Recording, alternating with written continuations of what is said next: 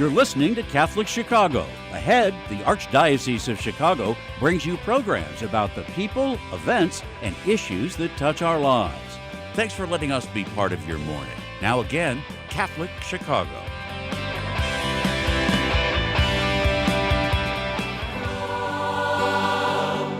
Not to be served, but to serve,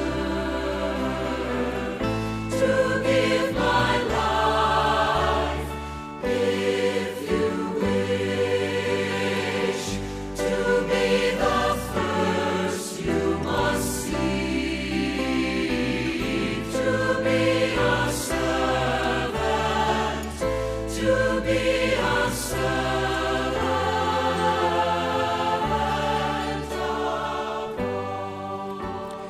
Hello and welcome to another broadcast of Diakonia, a call to service. Diakonia is the Greek word for service. It's also the root word for deacon. This is a show dedicated to talking about how the call to service is for all of God's people, not just for those who ordain deacons in the Archdiocese of Chicago. So it's a show by deacons featuring the diaconate community, but it tries to awaken that call to service in us all. I'm Deacon Jim Norman, Vicar for Deacons for the Archdiocese of Chicago, blessed to serve and pray with the folks at Our Lady of Sorrows Basilica on the west side of Chicago. And with me, as usual, is Deacon Dave Brensick, Associate Director for the Office of the Diaconate, who also serves as Deacon of Holy Guardian Angels Parish in Brookfield and LaGrange. Welcome, Dave. Welcome, Jim. Nice to see you again. Good seeing you as always. And we're delighted today to have with us women of the Diaconate. That's Joan Weiss, Laura Georgian, and Pam Carlson, to talk about their latest initiative. They're coming together and their latest initiative. The diaconate community, I was thinking about this, Dave, we have three key objectives: building community, building capability, and then leveraging that capability across the Archdiocese of Chicago. I guess that should be the task of all of us, right? Building community, building our capability to be disciples of Christ, and then taking that capability and community out and bringing others into the kingdom of God. So delighted to have the women of the Diaconate here. I'll let Dave begin so we can meet these wonderful women. Well, welcome, ladies. Thank you for joining us this morning. If you'd like to maybe tell us a little bit about yourselves, when your parish, when your husband was ordained. Joan, can we start with you? Sure. Our parish is Prince of Peace up north in Lake Villa. My husband was ordained in 2019, and I'm active in the parish through religious education and in the parish school, and with a ministry that we started years ago called Grace-Filled Women, where the women meet a few times a year and discuss different topics of interest about our spiritual life. Great. How about you, Pam? My name is Pam Carlson. My husband, Tom, was ordained in 2018. I am at Holy Guardian Angels Parish at St. Barbara's in St. Louis. It's a combined parish. We are active in the RCIA program and bereavement ministry. Okay, thank you. Laura. Hi, everyone. I'm Laura Georgian. My husband, Dan, was ordained with Mark, Joan's husband, in 2019. We belong to St. Mary Parish in Buffalo Grove. And like Dave said earlier, it's all about community. We have an amazing community. I am the assistant principal at the school. And Dan and I have been involved in the marriage ministry, the altar server ministry, and the leadership team for Renew Our Church. So we love our community. Great, great. Sounds like all you ladies are busy. So why did you add one more thing to your plates? How did you get involved, or why did you get involved with the women of the diaconate? Pam? I thought it was important for us to be able to continue to support one another after our husbands were ordained, and so that we could organize and do service projects that were important to the women of Chicago as we supported our husbands through their ministry. And I just wanted to make sure that we built a community not only within our parish but in the greater archdiocese. Yeah. Laura, what was assistant principal? I'm sure you you're going nonstop, but what was your reasons for joining the women of the diaconate? I agree with Pam. When you're going through the formation process with your husband, you have this wonderful community, and then after ordination, everyone kind of goes their own ways. So we don't have that sense of community anymore. And to reiterate what Pam said, it's nice to stay in touch with the other ladies, to see what they're doing, maybe some of the good things they're doing, or maybe even some of the struggles they're having, and how we can help each other out. And I really like the service piece too. Any way we can give back, like I tell my kids at school, we're so blessed. So how can we give back to those less fortunate or those in our community? Yeah, so true. How about you, Joan? The ability to share with the other wives. And it's interesting how each parish has its own personality. And you get so many great ideas when you find out what's happening at the other parishes throughout the diocese. Mm-hmm. Mm-hmm. Yeah, sharing is so important. We conducted a survey about 6 months ago, both for widows and deacon wives. And one of the things that came out of that survey, obviously these wonderful women, one of the ideas that came out of it was the book club.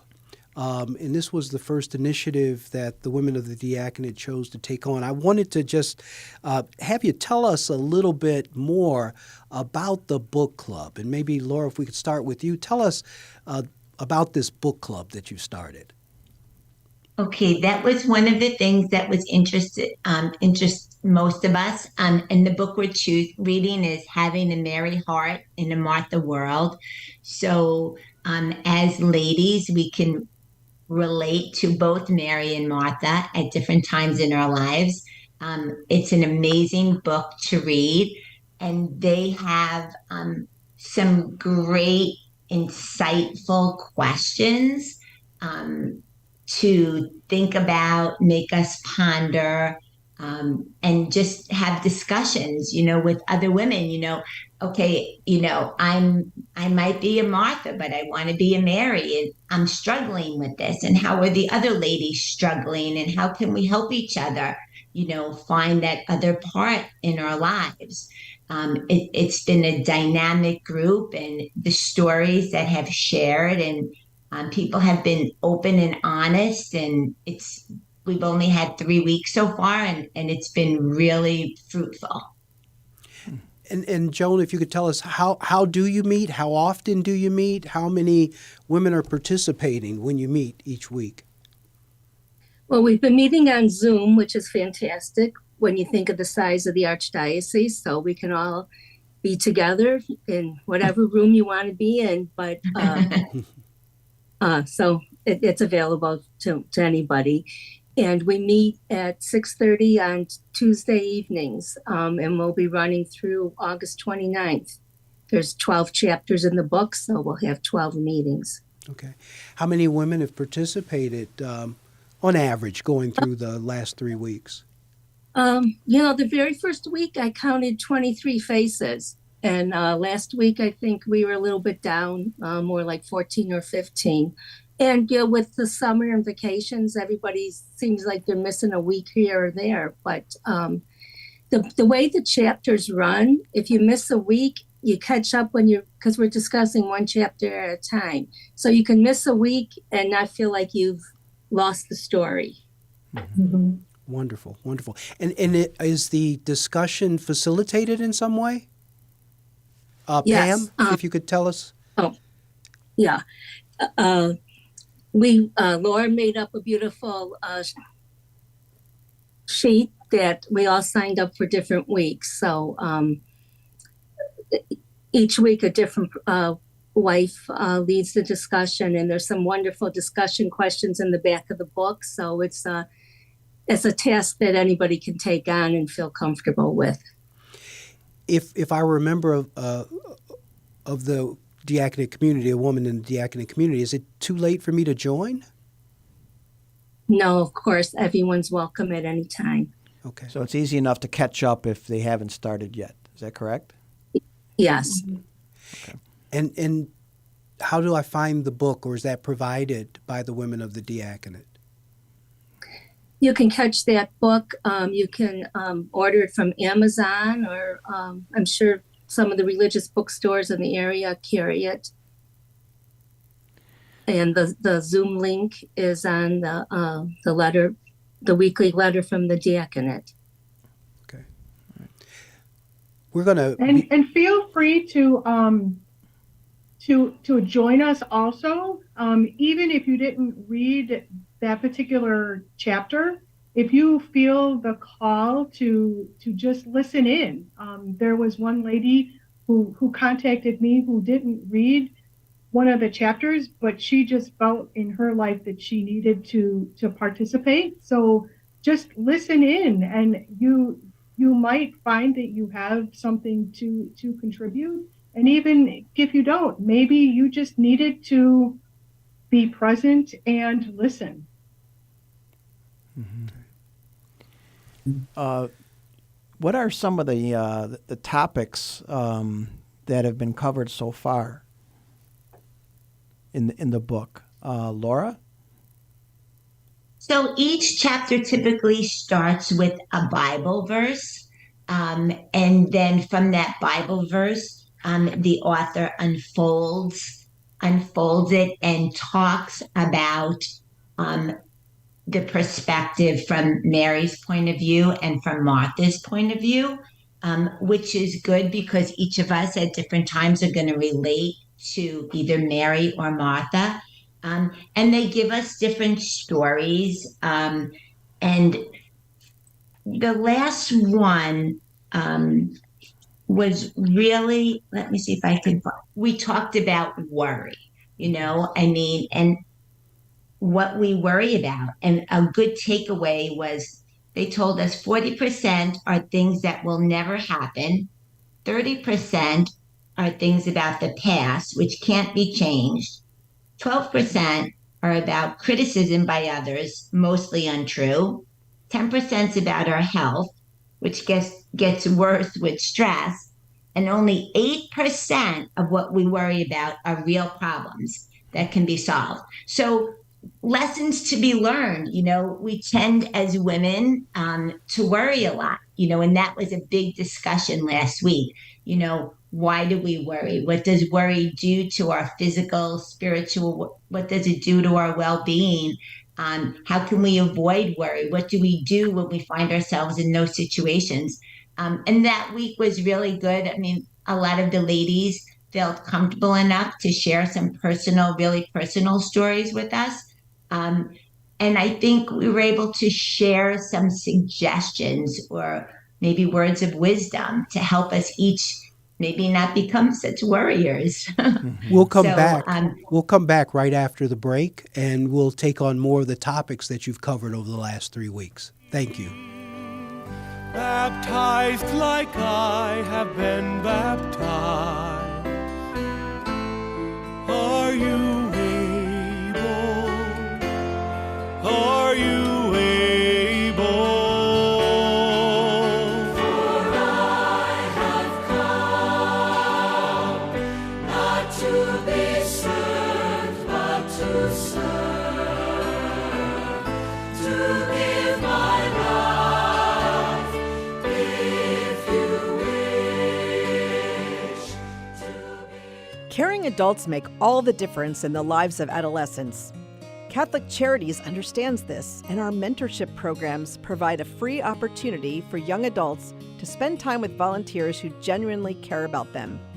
This program is ideal for youth aged 9 through 12 who may need support navigating the challenges of childhood and early adolescence. Our amazing volunteers serve as friends who help youth recognize their strengths and empower them to reach their full potential. Catholic Charities conducts a thorough background check on every volunteer, and our program coordinator closely monitors and supports every relationship.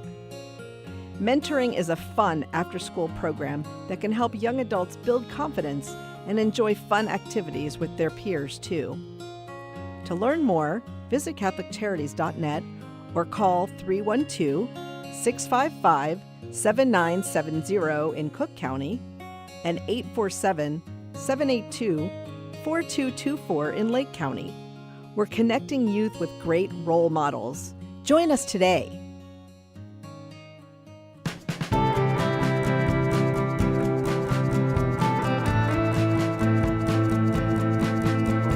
This is year 44 for me teaching. When I started here, there were teachers here that had taught me when I was a student. Now I'm the old person.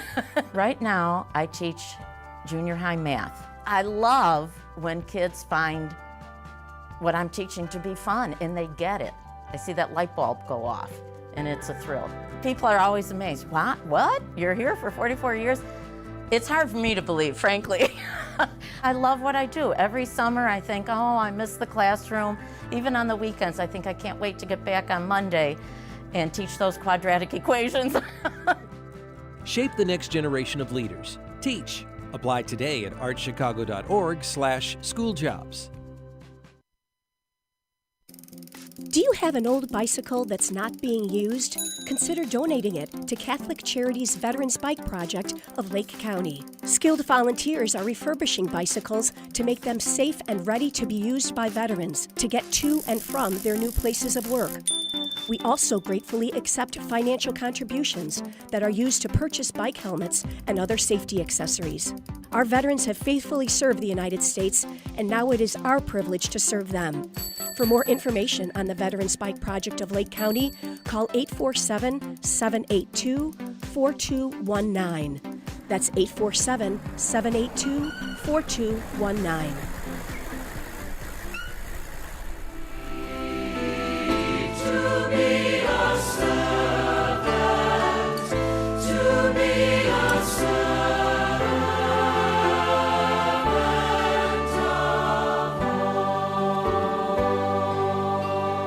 For to sit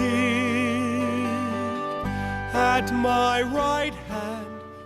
Welcome back to Diaconia. I'm Deacon Jim Norman with Deacon Dave Brinsick. We're delighted to have with us today the women of the Diaconate, Pam Carlson, Laura Georgian, and Joan Weiss. And they were sharing with us their first initiative, the book club, which is having a merry heart in a Martha world. And Laura had just shared before the break one of the topics that came from the last session, the third session, was worry. And I just wanted to we'll follow up on that of other topics and insights that may have come up in the last 3 weeks of the book club. Pam, from your perspective, any insights that you've either gained or were brought forward by the women? I thought it was amazing to just see the different ways that people deal with worry. And it gave me a better perspective so that I can try different tactics and not worry as much as I have been. Just how to deal with life. And it reminded me that in 2,000 years, things haven't changed much. That as women, we worry. We think that we should get everything done. And in reality, we don't have to do it by ourselves. And we were never meant to do it by ourselves. That we were meant to sit at the feet of Jesus also and be present, listening to him. And the last couple weeks have just been a really great reminder that everyone's busy, and yes, we can do this. It gave me a little bit more permission to sit at the feet of Jesus and just listen. Good advice for everybody, I think. Mm-hmm. Joan, how about you? Any insights that you've gained from these discussions? Yeah, what I found in one of the earlier chapters, it was talking about, are you a Mary or a Martha? And I was surprised to find that I was a little bit Martha and a little bit Mary, where I thought I was more Martha than Mary. But when I looked at the different things, I'm like, no, there's more Mary there than I realized. And so I think it's good too. You're listening to other wives, how they're handling and balancing their Mary Martha life, and where some people felt like they were so involved in leading committees and doing things like that they really needed to step back and find more time for a prayer life. So true. It does raise the question I'd pose to you ladies. Do you feel that your experience with the diaconate as being a wife of a deacon, have you become more, over time, Martha or Mary? I'm going to say definitely more Mary. Definitely more Mary. It made me become aware that I was too much of a Martha and I needed to become more of a Mary. I wanted to become more of a Mary. And I think the diaconate has given me ways to do that and has made me see the importance of that.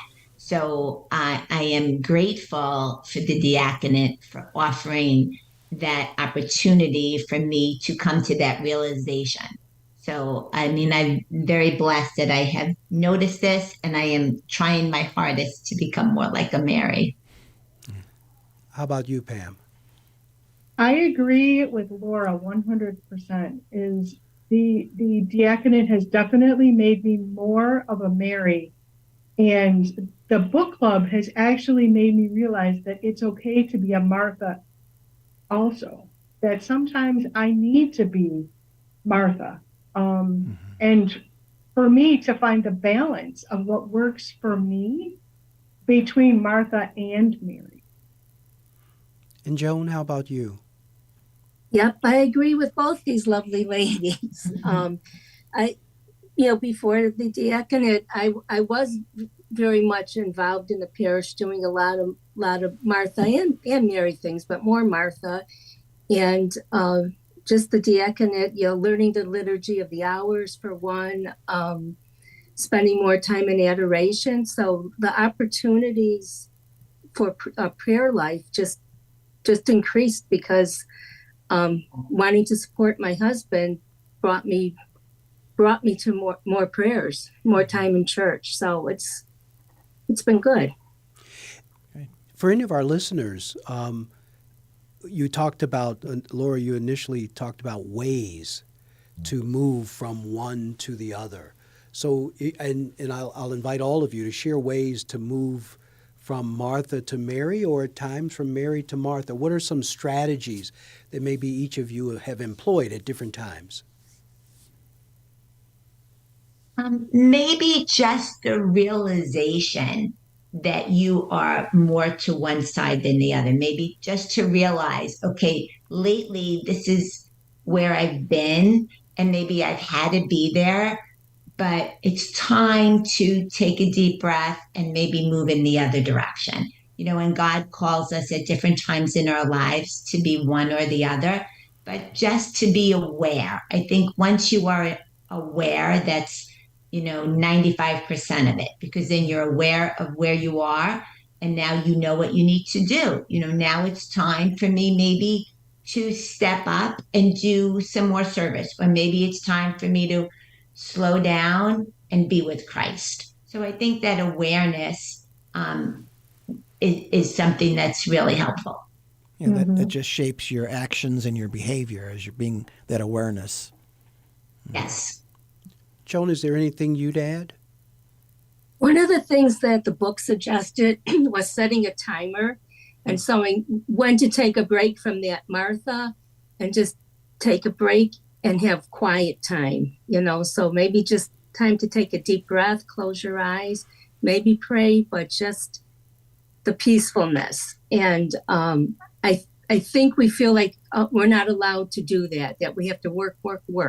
But setting that timer and saying, nope, it's time to turn off for a while and just be at peace. Sure. And Pam, any final thoughts on that? Ways to move from either Mary to Martha or Martha to Mary? I want to just say again that working at knowing what your strengths and weaknesses are and when you need to move. This weekend we were really busy, and I was really happy being a Martha, knowing that on Sunday afternoon I could be Mary, and that it was okay for me to be Martha on Saturday, and get that party done and work at that and just enjoy that. But Sunday I was going to be Mary, and I wasn't going to feel guilty about it. I didn't feel guilty about being Martha all day on Saturday, and I actually enjoyed the process. And then I enjoyed for myself the process of it being okay to be more like Mary. Thank you. I know we are getting close to time to close. What's really been clear to me in the time that we've been together, that the women of the Diaconate are in very capable hands. The book club has been a phenomenal initiative, which I know is only the beginning. We want to thank you for your leadership. Thank you for your passion. Thank you for your insights. Thank you for your effort to build community and capability, compassion and caring within the community, which we hope will spill over to the deacons in the community. I'm sure it will. And we hope it will spill beyond the diaconate community into the parish communities for those women who are participating. Just before we go, there is still time to join the book club. Is that right? Yes. Yes. So I can do that in what way? How can I join the book club? The Deacon Weekly newsletter, you are welcome to click on that link any Tuesday from 6:30 to 7:30. And again, join us. You don't have to participate. Maybe you were just meant to join us and listen, whatever your comfort level is. But join us. Thank you, ladies. Yes, thank you so much for that invitation and for your work, and certainly appreciate it. Thank you. Thank you. To be the first you must seek, to be a servant, to be a servant of all. Can you drink the cup that I must drink? Are you willing? Can you be baptized like I have been baptized? Are you able? Are you able? For I have come not to be served, but to serve, to give my life, if you will.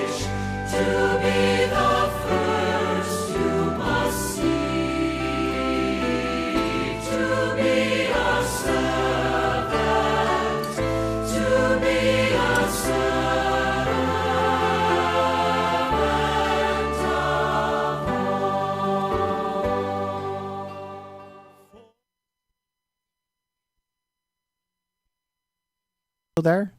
And if we could give that to them, I'm grateful we could offer that to someone who maybe just needs to sit there and listen and is not ready to participate yet.